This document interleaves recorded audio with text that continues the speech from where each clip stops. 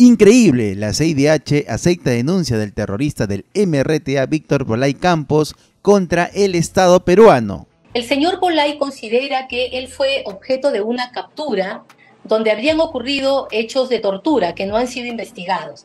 En segundo lugar, lo que alega es que él fue juzgado por un tribunal militar sin rostro y que eso constituyó una vulneración a sus derechos. Nos llama poderosamente la atención que la comisión pretenda reabrir una discusión sobre temas que ya han sido zanjados por la Corte en casos peruanos hace ya varios años. La Comisión Interamericana de Derechos Humanos declaró admisible la denuncia presentada por Víctor Polay Campos, líder terrorista del MRTA, contra el Estado peruano, por la condena de terrorismo en su contra, al considerar que se violaron sus garantías judiciales, se cometieron actos de tortura en su detención.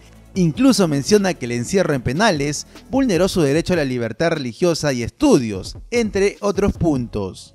Con la CIDH, que ha declarado admisible la denuncia presentada por Víctor Polay contra el Estado peruano por la condena realizada por actos de terrorismo al considerar que se violaron sus garantías judiciales por actos de tortura en la detención por haberlo asignado en penales que vulneran sus derechos a la libertad religiosa, estudios, entre otros puntos.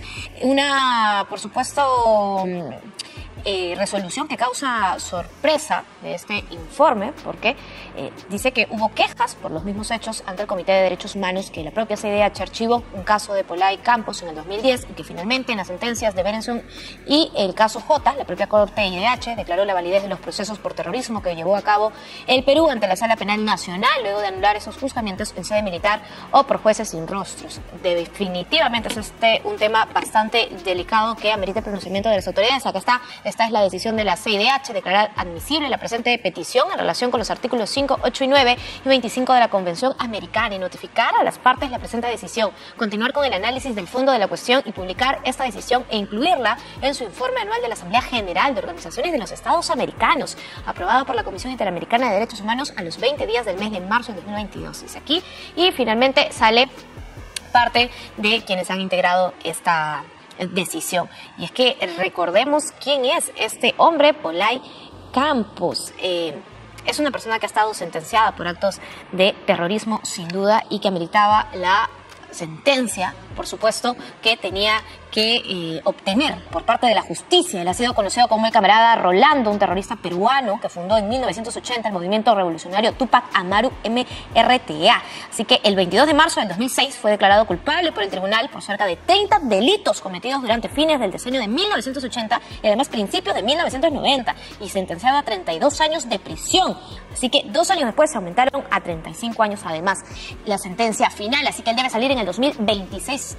Según la propia justicia peruana, y la Comisión Interamericana de Derechos Humanos ha declarado ahora admisible esta denuncia que presentó este sujeto, Víctor Polay Campos, contra el Estado peruano sobre su condena por terrorismo. Una decisión que se dio, por supuesto, el año pasado, pero que recién se conoce. Él argumenta, según la defensa que ha sostenido ante la CIDH, que se violó su derecho al principio de legalidad y que las condiciones carcelarias afectaron su integridad. La ex ministra de Justicia y procuradora del Estado, Delia Muñoz, consideró que se trata de un tema muy delicado con el cual se pretende modificar la jurisprudencia que ya existe sobre los juzgamientos por terrorismo en el Perú, por lo que urge que el Ministerio de Justicia refuerce la defensa en esta instancia internacional. Cuando todos estos temas ya han sido resueltos por la Corte Interamericana en los casos de Lori Berenson y de J, donde se han validado este tipo de procedimientos llevados por el Perú en ejecución de la sentencia Tineo. Entonces, por eso, para quienes conocemos todo el funcionamiento de lo que ocurrió en el Perú y la relación con el sistema interamericano, llama poderosamente la atención que la comisión pretenda reabrir una discusión sobre temas que ya han sido zanjados por la Corte en casos peruanos hace ya varios años. El señor Polay argumenta que se violó su derecho al principio de legalidad y en la cárcel las condiciones carcelarias han afectado su integridad. ¿Qué significa eso en un idioma no legal? Mire, el informe, el expediente, los hechos son bastante técnicos. Voy a tratar de ser lo más simple posible. El señor Polay considera que él fue objeto de una captura donde habrían ocurrido hechos de tortura que no han sido investigados.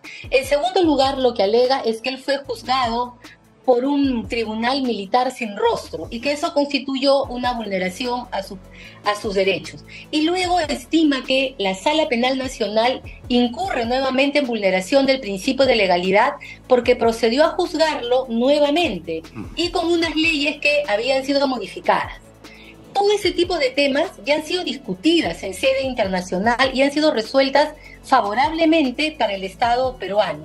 En segundo lugar, tiene otro bloque de reclamos que son los habeas corpus que presentó para poder acceder a un sacerdote, tener vida religiosa, educación para poder formarse para el trabajo, las condiciones carcelarias en un penal militar. El habeas corpus en sede nacional salió fundado en parte reconociéndole el derecho a tener a un sacerdote y a poder contar con ciertos beneficios de educación. En los otros extremos fueron rechazados estos puntos en sede nacional. Entonces estamos en esta situación donde se plantea nuevamente comenzar a discutir el juzgamiento para los líderes terroristas en un contexto en el cual este tema ya el Perú había pasado la página en el sistema interamericano. Ese es el riesgo, ¿no es cierto? Al final de cuentas, no solo estamos hablando de este caso, sino la posibilidad que muchos otros casos se vuelvan a revisar por la Comisión Interamericana, puedan llegar a la Corte, pero independientemente de eso, una revisión, la apertura de una ya cicatrizada para el país con respecto al tema del juzgamiento de terroristas. Así es. Para mí es delicado el tema. La propia comisión ha archivado decenas de casos. ¿Y por qué abrirlo en este momento en una persona que además aceptó como válido el juzgamiento en sede nacional? Si ustedes acceden a los archivos de los videos de la época del juzgamiento, hay una audiencia final cuando quien presidía la sala le pregunta si está de acuerdo con el juzgamiento y él reconoce que sí, porque se ha llevado a cabo un juicio justo. Y curiosamente ahora se contradice eso, ¿no? Ahora, esto es material que el Estado peruano en su defensa va de todas maneras a utilizar y presentárselo ante la Comisión. Todo lo que usted me acaba de mencionar. Mire, esperemos que sí. Yo me quedé bastante preocupada porque si usted ve el informe de admisibilidad, allí se resumen los argumentos del Estado. Y el Estado se ha centrado esencialmente en la existencia de archivos o pronunciamientos sobre el tema, tanto en ONU como en el sistema OEA. Pero sin embargo, no encuentro en ese informe, de repente lo han hecho, no lo han consignado, esta defensa de fondo de que la validez de los juicios que llevó a cabo el Perú en materia de terrorismo ya está dada por la Corte, que reconoció que en ellos no hubo vulneración ni del principio de legalidad, ni de tipicidad, ni de volver a ser juzgado por el mismo hecho 2 veces. Entonces, desde su perspectiva y habiendo revisado todo el material, ¿usted puede decir que la defensa peruana en este momento no es la mejor estrategia que están utilizando para contrarrestar este argumento?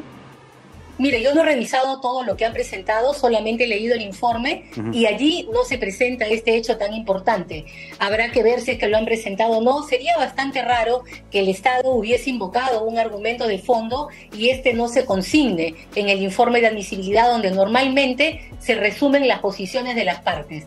Yo creo que acá hay un tema de preocupación y habrá que esperar que la defensa mejore, se arme un buen grupo y sobre todo se planteen las cosas como fueron en el juzgamiento de los terroristas, ¿no? Que ha sido un sistema perfectamente validado por las diferentes instancias jurisdiccionales que lo han conocido en sede internacional. Esos temas fueron juzgados hace 30 años. Muy pocas personas actualmente han vivido durante ese proceso, del proceso legal. Muy pocas, además, quizás tienen el conocimiento que usted puede tener. El Estado peruano, ¿cómo funciona en este tipo de cosas, en este tipo de circunstancias, para asegurar que la defensa sea la mejor defensa posible, considerando los 30 años que han pasado de los eventos que estamos conversando en este momento? En el año 2008, el Estado, siguiendo las pautas constitucionales, creó una procuraduría para que lo represente ante tribunales y comisiones en materia de derechos humanos. Es decir, de que hay un funcionario que concentra la representación. Sin embargo, las propias normas prevén que pueden haber procuradores ad hoc, figuras que se utilizan para casos muy especiales. Ahora, el litigio en materia de juzgamiento de terroristas en el sistema interamericano ha durado más de 20 años. Las primeras sentencias se dieron en el 96, 98, hasta que llegamos a los casos Lodi Berenson 2004 y Jota en el 2015, donde se termina de cerrar todo ese círculo y se reconoce, reitero, la validez de lo que el Perú hizo en materia de juzgamiento a terroristas. Delia Muñoz, ex ministra de Justicia, muchas gracias como siempre por su tiempo y la facilidad en la que nos puede explicar esos temas que a veces tienden a ser muy complicados, pero que generan riesgos para, más allá de la tranquilidad nacional, también la defensa del Estado en sus acciones pasadas. Muchísimas gracias. A usted, buenas tardes. Muy bien, amigos de Informativo Perú, la verdad que es increíble cómo se vuelve a poner en la palestra el tema del terrorismo, cómo se vuelve a hablar del derecho pues que tienen los terroristas, ¿no? A través de esta Comisión Interamericana de Derechos Humanos que se ha pronunciado a favor de Pollay Campos para que pueda pues denunciar al Estado peruano, sacarle un montón de dinero, y a pesar que este terrorista pues ha asesinado a miles de personas en nuestro país. Si en los últimos días se estaba hablando pues en contra de esta Comisión de los Derechos Humanos que solamente defiende a terroristas, a delincuentes, con esta información pues da mucho la razón a las personas que están en contra, ¿no?, de estas comisiones, que al final sirve solamente para perjudicar a los peruanos. La verdad que es increíble cómo se le da la vitrina a los terroristas y se le permite pues en este caso supuestamente, según ellos, defenderse y ponerle una demanda millonaria al Estado. ¿Dónde están los derechos también de las personas, de los familiares que fallecieron y los que fueron asesinados por estos sanguinarios terroristas? Muy bien, amigos de Informativo, pero no te olvides dejar tu me gusta, compartir el video y por supuesto también suscríbete a nuestro canal Informativo Perú.